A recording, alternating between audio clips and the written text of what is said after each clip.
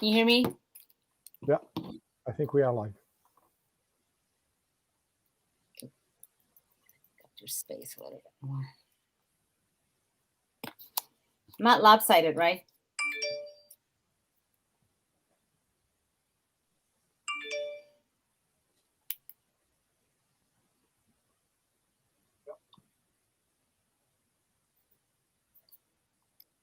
Hello, everybody. Thank you for joining us once again to ADRA.org.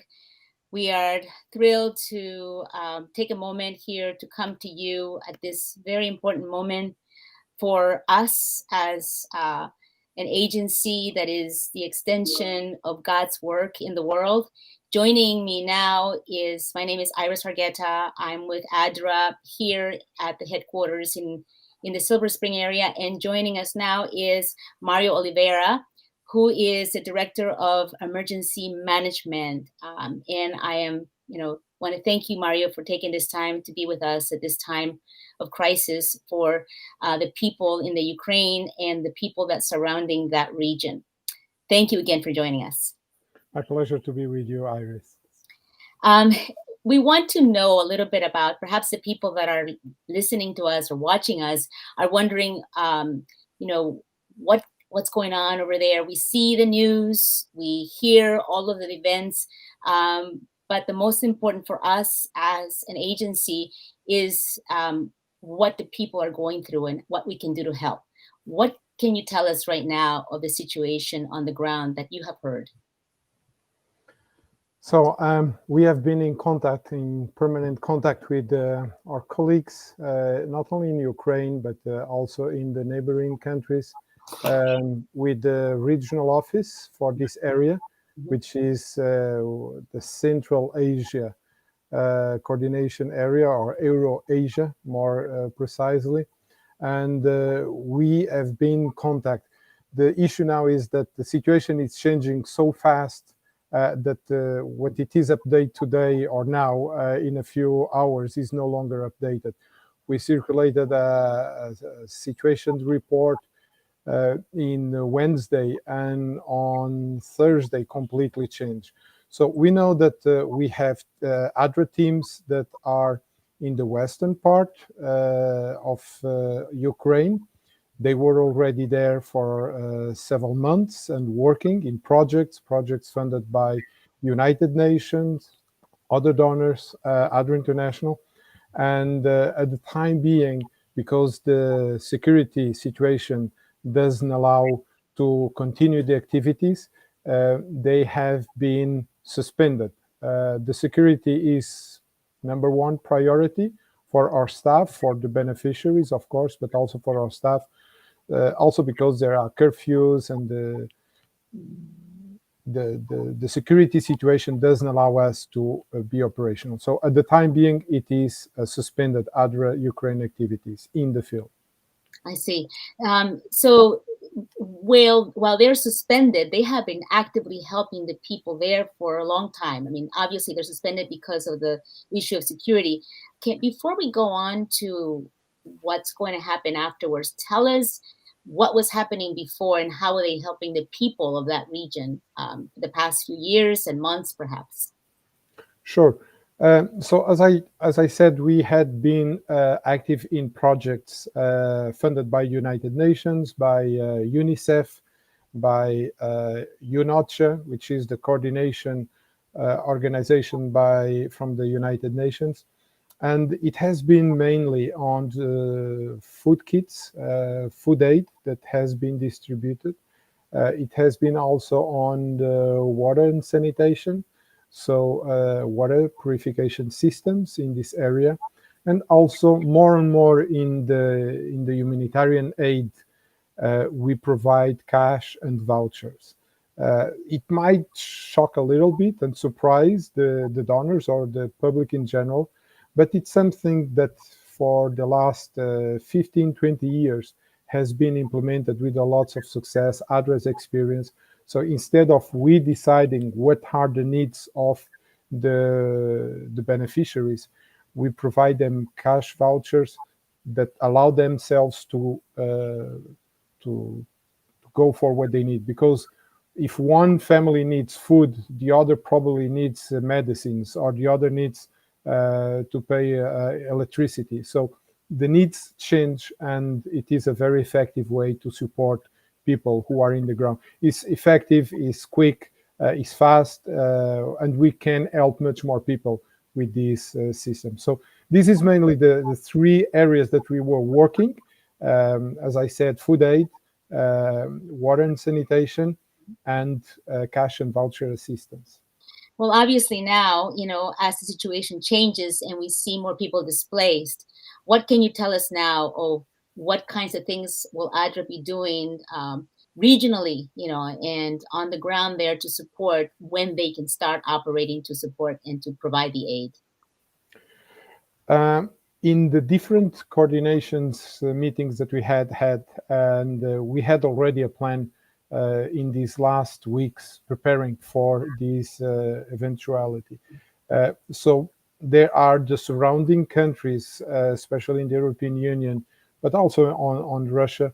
But I'm specifically speaking on Poland, Hungary, Slovakia, and Romania. They have been in standby, and they are ready to support uh, thousands, dozens of thousands of refugees who are crossing or will be crossing in the next hours, next days, the borders. Not only those countries which are the first to receive, but also others where eventually the refugees might move. It can be Germany, it can be Czechia, and others. So ADRA is already preparing in those countries to support. They have been working on initial responses projects, and there are been a coordination with the local churches in those countries where we have volunteers and we have uh, experience working in refugees, and it will be useful for that. In the country itself, in Ukraine, so now we are in standby, and as soon as it is possible to move and to start working, the first thing is, of course, to do a needs assessment, and after the needs assessment, to provide the mechanisms to support the beneficiaries. Wonderful. So I want to touch base on the type of assistance that ADRA is providing or will provide, in the coming hours, perhaps. But first, we want to thank people that are joining us. We are talking with Mario Oliveira, who is the Director of Emergency Management for ADRA International. And we are basically coming to you with just whatever information that we have gathered from the field, so that you can know that we are, number one, your prayers are essential at this time, especially for the things that will be happening over the next few months to support the people in the Ukraine and the surrounding areas, but also because, we want to make sure that we're doing God's work in the field. And Mario is telling us exactly what that will be like, over the next hours, perhaps when people start being displaced and making it out of the region.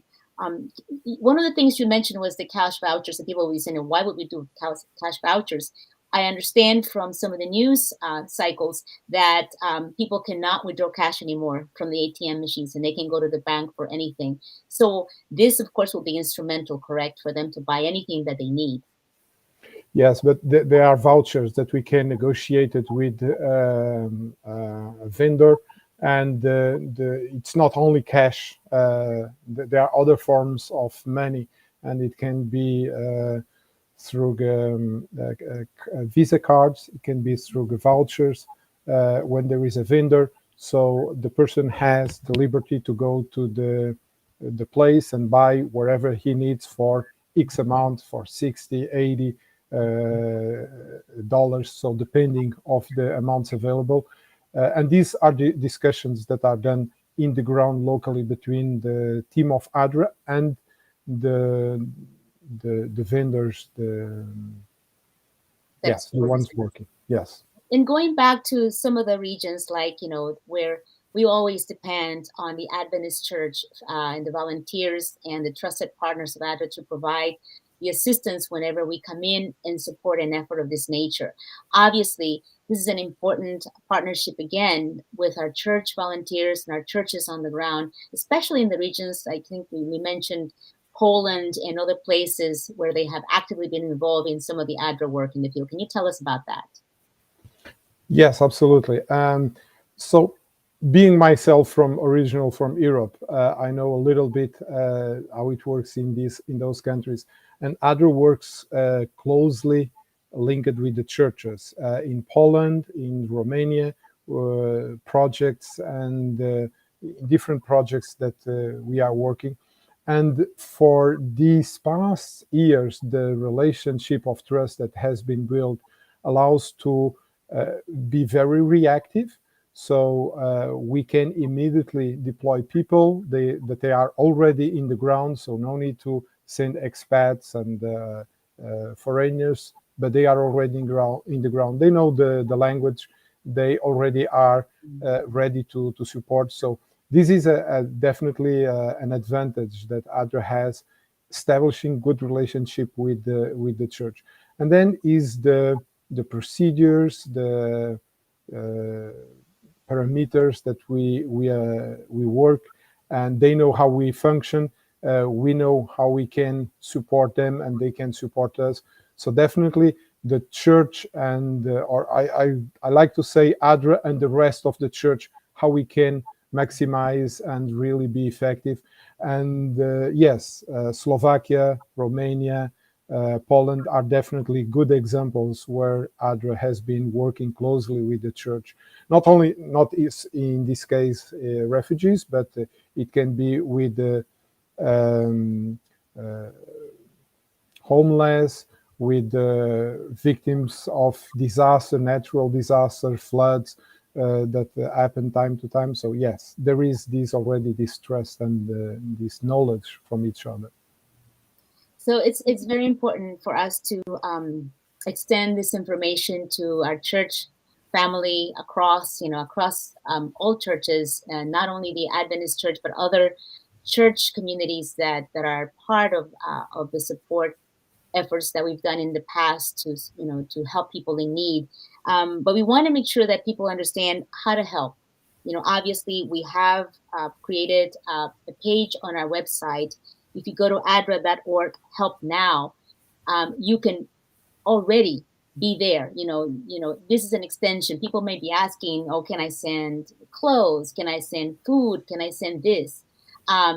What is more effective for you to allow ADRA to continue the work through the donations that we receive, correct, Mario? I mean, because we can do so much more. Absolutely, and so much faster, quicker, and so much effective. So yes, in these cases, what ADRA receives is money, because the cost to send whatever it is, and especially now with the crisis on the supply chain, it's completely impossible or very difficult to send um, whatever things from A to B.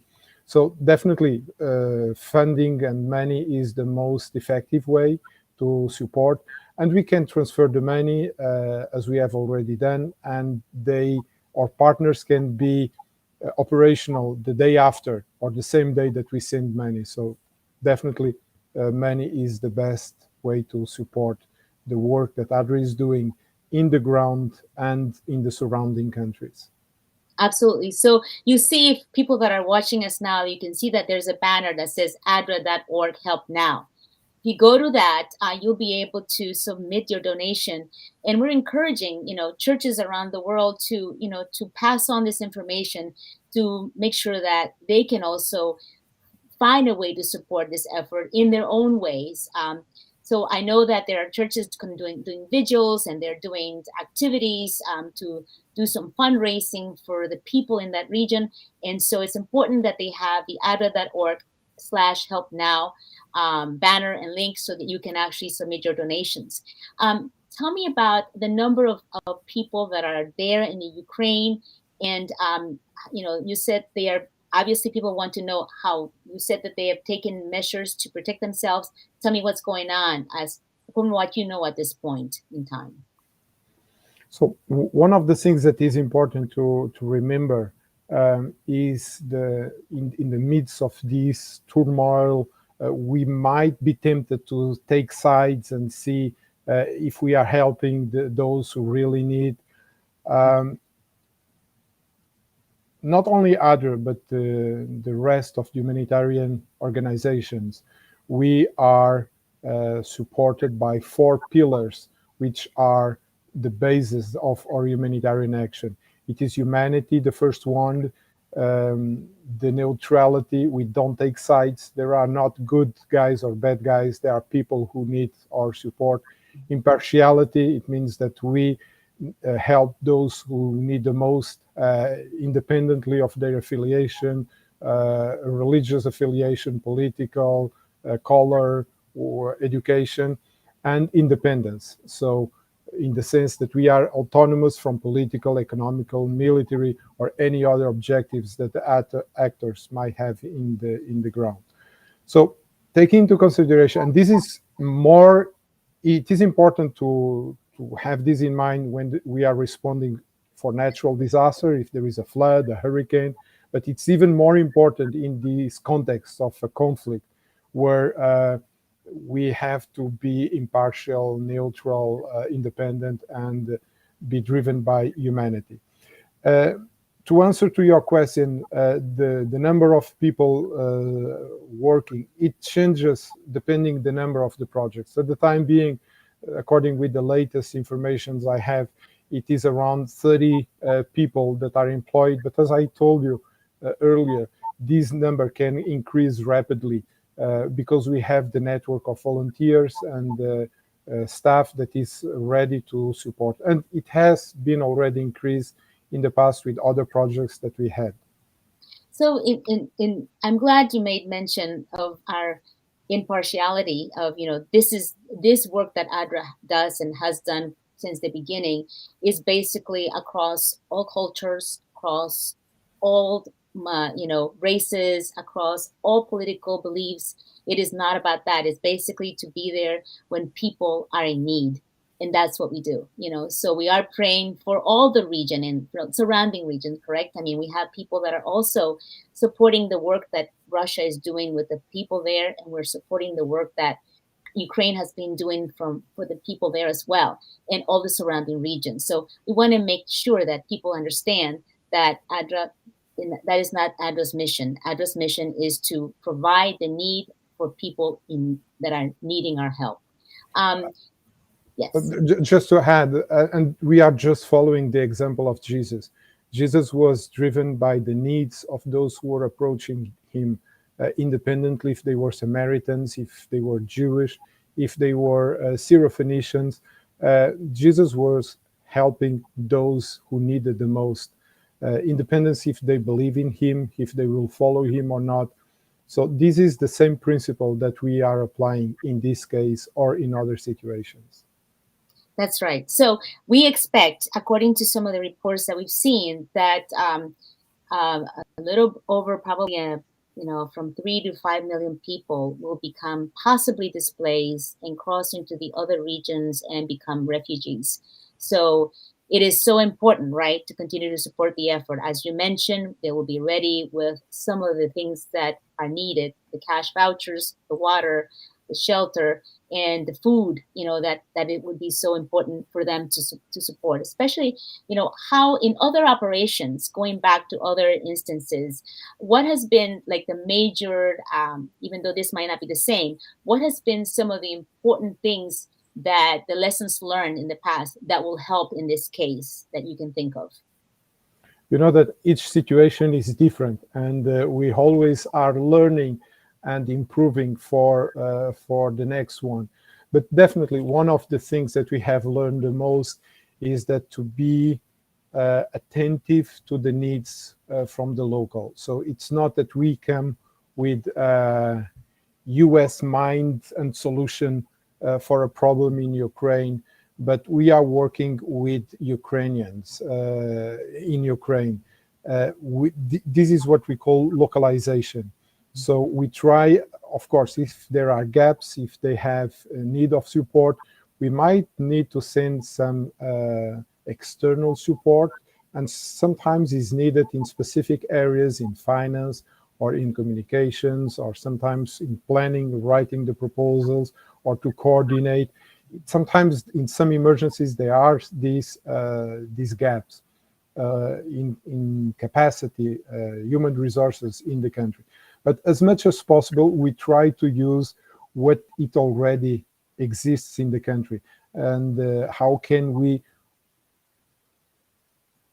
be attentive what are their needs and how they can, so we help themselves to help. It's not that we help them because they need our help, it's because they don't have the means to achieve and to achieve in dignity the objectives of life. So this is something that we will continue working. And the good thing with ADRA Ukraine is that they have over 8 years of experiences in humanitarian situations. They have been active in this area, the Donbass and the Lubansk and others in Kiev also. So we have a high professional, capable team that is able to respond the day one as soon as they will be allowed to start working. Excellent. So we just want to remind people that the way that they can support this humanitarian crisis in the Ukraine and the surrounding regions is by going to that website, that banner that you see on our page, and it's going to come up, I think, momentarily. We're going to wait for our digital team to put it up, but it's important that they go to the Help Now, Give Now page. You'll see it, adra.org, Help Now. That's the only way that you can make that instant support go instant, because it will be instant. The minute that you provide us, the minute that you allow us to extend our reach. And we have to remind folks that, even though this is happening in that region, ADRA is responding to dozens or hundreds of other things that are happening around the world. So every little bit counts, correct, Mario? Yes, absolutely. And not only money, but especially also the prayers. It's important to show the importance that they are not alone, and keep in prayers everyone that it is involved in this conflict, and pray for solution for our brothers, for our sisters living in both parts of the borders in this part of the world, and that God can give wisdom to the leaders to find a solution, a pacific solution to this problem, and not by the weapons. Thank you for saying that, because our next guest will actually talk about what some churches are actually doing to support this effort through a number of activities. But before we continue and conclude this interview, we want to make sure that we're going to have you or other members of the team through the coming days going live, so that we can give people updates on how things are going. So it's important that you keep watching us and you see our messages, pass on our links, get our information, and get the word out. People need to get the word out that, ADRA is already there on the ground operating, and everybody can help, again, through the adra.org Help Now. Do you have any other last minute suggestions for folks that may be watching us from different parts of the region, in other parts of the world, or locally in the hemisphere of the Americas? Well, I will recommend also to think global and act local. So it's important to support the work done of ADRA abroad, but it's also important sometimes to start helping our neighbor, the ones who are here, and they are refugees from all around the world here in the US. So we can also support the work of ADRA or the other organizations getting involved, and not only through words and prayers and money, but sometimes with time. I think it's also important. That's right. So there are a lot of ways that you become the missionaries in the field of the necessities of the people around the world. And just a reminder that the donations that you provide to ADRA will go towards supporting our response in this humanitarian crisis in Ukraine, but also to the many other crises that we're facing around the world, and the ongoing programs that support the children, the families, individuals. Remember that we're coming after the COVID pandemic, and we're still in recovery for that, correct, Maria? We're still providing assistance, and we're going to continue to do that.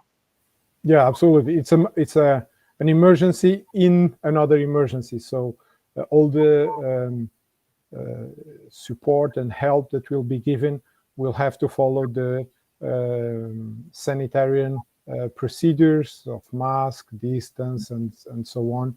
So this is something that we have learned to how to operate and how can we respond to this emergency in the midst of the COVID. It'll be a challenge, but I think with God on our side, we are able to do everything. Everything is as He gives the strength and the knowledge and the wisdom to do His work in the field. So I want to thank people for joining us. We're going to go to another interview with a member of a church in New York. But first of all, we want to thank Mario. Mario, thank you. You are going to be coming back on, or a member of your team will be coming on in the coming days to give us more updates. But please, ADRA, friends, family, every place around the world. This is the time to step in. This is the time to help now so that we can continue to support this effort in the Ukraine and the many other projects around the world that ADRA is incorporating. Thank you so much, Mario, for joining us. And now I want to welcome Clever Tucker, and he is from the church in New York. Clever, you are the communications director for one of the perhaps one of the up and going churches in the New York area, and you have taken an initiative that perhaps many other churches around the world are doing as we speak, and we're inviting folks to take this time for prayer. Prayer is key to the many things that we do in our daily lives. And I want to thank you because you're going to tell us what your region is doing at this very minute. I think we need to make sure that you're muted. Can we unmute his microphone? Yes, let's get our digital team. Let's see. Can we hear you? Okay, we're having technical difficulties, but don't go away. So we were mentioning that we are workers in the field in the Ukraine. We are, taking measures to make sure they are protected. In the meantime, the operations are still on hold for the time being because we want to make sure that everybody's safe. But the rest of the region in ADRA, in different countries, in Poland, in Slovakia, in the other regions around that area, they are ready to support those people, families, children that are displaced now, that will be displaced in the coming weeks, in the coming days, or in the coming hours. And a lot of things are being done on the ground to provide water, shelter, and other immediate needs at this time. One of the most important things that people can do is, again, prayer. And the next thing that people can do is find a way to give back. I think we have Tucker back on, so let's see if we can hear him, and he's going to tell us, can we hear you, Tucker? I hope you can hear me too. I was getting an echo. Okay, and I'm sorry, it is Clever Tucker. Let me make sure that I have this spelling. Yes. Great, excellent, Clever. So tell us about your church and what you're doing. I just want to be clear. You can hear me clearly, right? Because I was getting an echo just now, but you can hear me clearly, correct? Yes, we can. Okay, wonderful. Well, first of all, Iris, thank you so much for what you do with ADRA and the amazing effort there. I was listening to Mario earlier, and it's always just an inspiration just to seeing how the church moves on a global scale. So I'm grateful to be here with you and the team tonight as we show this amazing effort of support. I mean, what a season we've come into. And even before I talk about what we're doing here and what I'm grateful to be a part of here, I just want to say how amazed I am at the strength of the Ukrainian family and community. An amazing body of people. They're resilient, they're faithful, they're committed, and they're standing tall in this season of hurt. And we have the opportunity here in Greater New York Conference to see some of that relationship take place. We have two main churches here in the Greater New York Conference. 160 and 170 member together churches, and they are just an amazing body of individuals. And what we've learned, especially over the last 3 months, is that they have been praying earnestly as a community. And in those churches are Russian Adventists and Ukrainian Adventists in those churches. And together they have been praying for peace. They have been praying for healing. They have been praying for hope. And they've been praying for just the best outcome throughout this process. And tonight at 8 p.m. to 9 p.m., they've called for a special vigil. And not Let only me that, let me but let me make sure that people understand that this is the Eastern Standard Time. So they may be in other places around the world, but it will yeah, be probably in 20 minutes from the time that you're watching us now is when they'll be live, right? yeah, But yeah. can you before you give us more details? These are basically two churches that are coming together from the Ukraine and what other region hmm coming together? Yes, and so we have unique dynamic because New York is apparently this melting pot for all cultures and all people, and there is this interesting dynamic of these two countries and how the people intermingle, and we're seeing that in a very local way.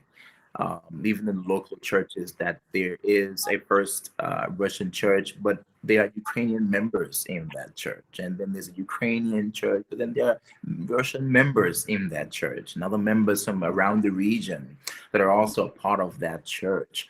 And it's interesting how oftentimes we have a global picture. We don't realize that it's not oftentimes the same way on the local scale, because these individuals see themselves as brothers and sisters. They are not fighting with each other. They don't want to have a war, and they want to take care of their children together as a community. And so they're doing that tonight, and tomorrow evening they're also coming together for a prayer vigil. And you will find that on the Greater New York Conference's Facebook page. But it's just an amazing story of how God is moving in this season. And then on Sabbath morning, we'll join together all at the first Russian church in Brooklyn for worship together. Wonderful. So this is a clear example what other communities around the world can do at this time, right? If we all join in prayer as one, we know that the Holy Spirit and our Father will be Yeah. there for us, supporting and giving us wisdom to find peace and a Mhm. solution to this humanitarian crisis, this crisis as a whole, Yes. that we're calling it. So I think that people were asking on our chats is how can we help if you're in Canada, if you're in different places. Before we move on, I want to make sure that we put the banner again up so people know how to respond, no matter where you are. If you go to the ADRA.org, you will find the Help Now, ADRA.org Help Now link, and that's how you can help. You can be anywhere in the world. If you want to help, that's how you can help. Obviously, we want to make sure that churches like yours can pass on the information as you continue to do vigils. And if you are going to do fundraisers and any of this nature, that people have the link so they know how to support. Yes. But you're telling me that the vigil will be today between 8 and 9 p.m. Eastern time, Eastern Standard Time, and Yep. tomorrow again at the same time at 8 p.m. At the Correct? same time, 8 Right. p.m. Yep. And then we will also have this activity in the morning on Sabbath, Yep. where the churches will meet to do the same. Correct? Yep. Exactly. Yep. So, from the perspective of the community, as a member of the church and communications, and as somebody that's seen, this multicultural melting pot of families coming together, what would be your message to those who are listening to you out there, no matter where you are, that may have the same kind of dynamics in their church, Yeah. so that they can continue to be together as one?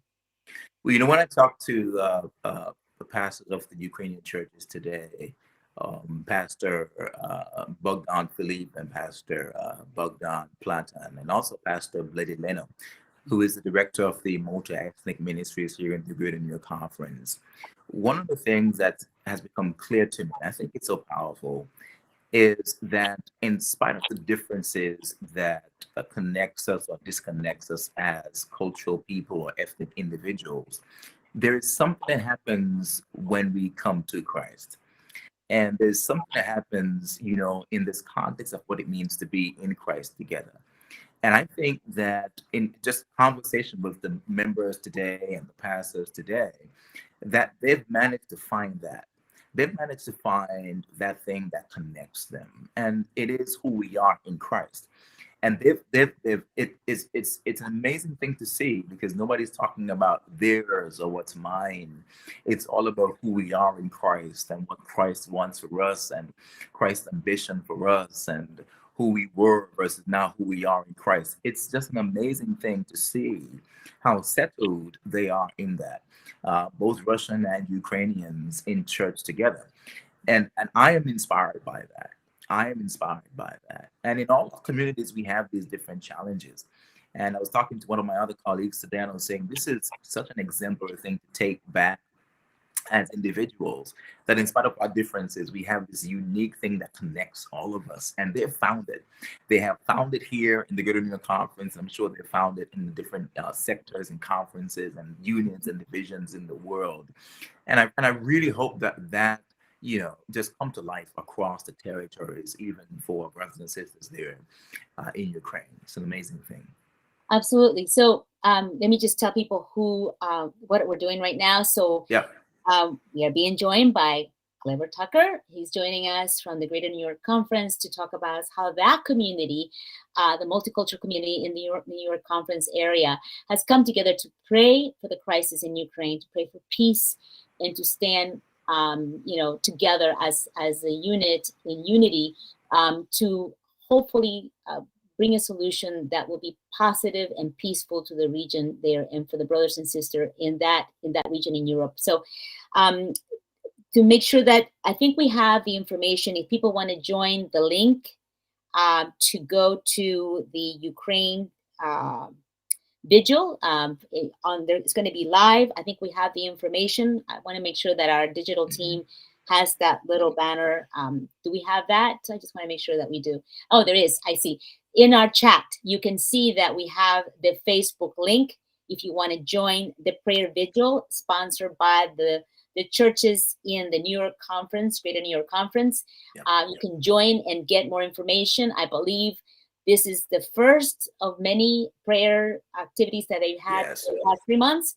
And tomorrow there will be another vigil. And on Saturday morning, there will be one more vigil and many other. But I'm sure as we see the events unfolding, we will have many churches around the world. And we encourage you to do that, to do the vigils, and to get out and come together as one.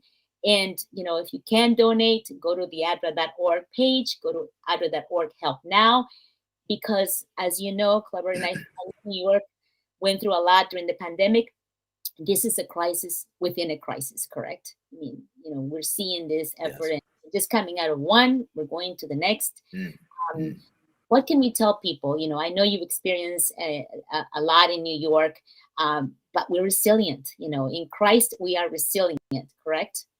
We certainly are. And it's even though the territory itself has been kind of been under this tension the last 8 years, we were all hoping that this day would never come, that it would never mature to this point. We wouldn't come to this point. And to be here, there's a sense of unrealness, is this really happening? And as I watch the news reports and I see the helicopters flying over, I see the missiles landing, and I see people screaming, and I see the babies screaming and clutching to their parents, and people hiding in tunnels. I think we had our Clever Trucker is frozen. We're going to try to fix that problem, but in the meantime, we've heard the situation, how we are helping on the ground in the Ukraine. We are ready to support the many displaced families and children and people who will be trying to get out of the region. And Clever is joining us, Tucker from the Greater New York Conference in New York.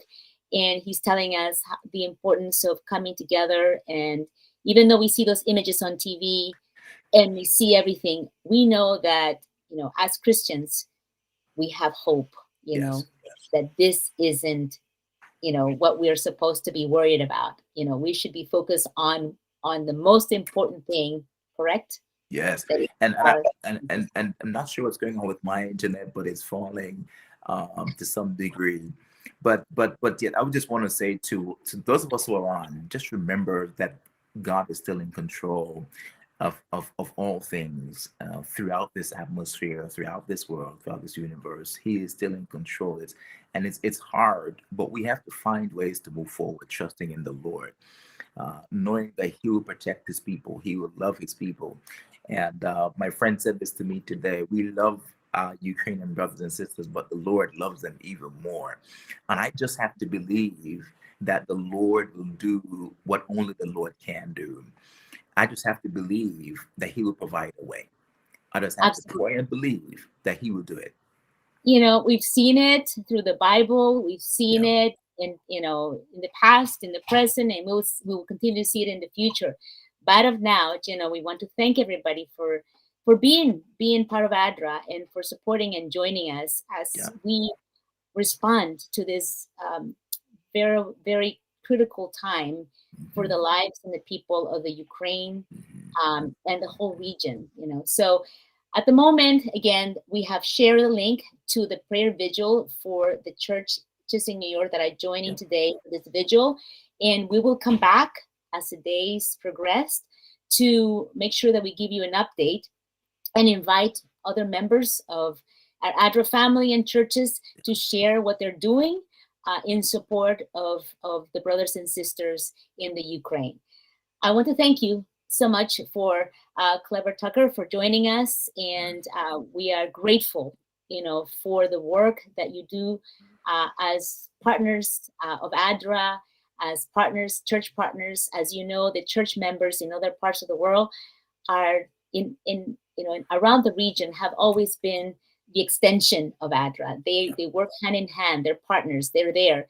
Mario mentioned that we work in close contact with the churches in Poland, the churches in Slovakia, the churches around the world, but especially in this region, Yep. where the volunteers know the area, know the language, and they know how to support. So they are an extension. So if you're listening right now, as we conclude this live right now, we encourage you again to go to the adra.org Help Now link and help. That is the way how you can support the work that we're doing on the ground. And again, through the vigils, like, the prayer vigil that's being done in New York, we ask that you continue in prayer for us, people that are working especially there, and for the work that's ahead of us to support the people in need. Amen. So thank you for joining us, Clever Tucker, and we wish you Amen. well. And we will be in touch to support the many efforts that churches are doing around the world. Again, we'll be in touch and join us on our Facebook and social media we will continue to give you updates and what's going on the ground. And again, go to adra.org Help Now. Thank you. I'm Iris Argueta, again, broadcasting on Facebook Live from the Silver Spring area where our headquarters is. Have a good day, have a good night, wherever you are. Until next time.